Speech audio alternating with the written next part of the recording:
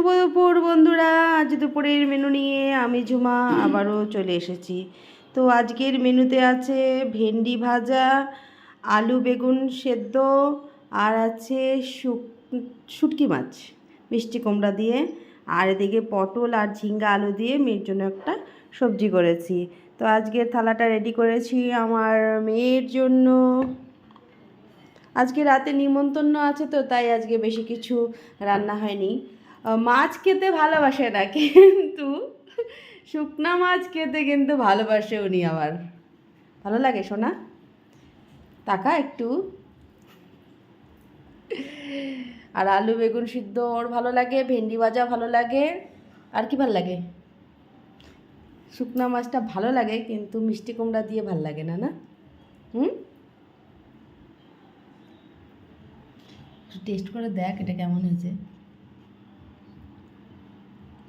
খা, একটু মিষ্টি কুমড়াও খাইতে হয়। ঝাল হয়েছে? ঝাল হয়েছে নাকি?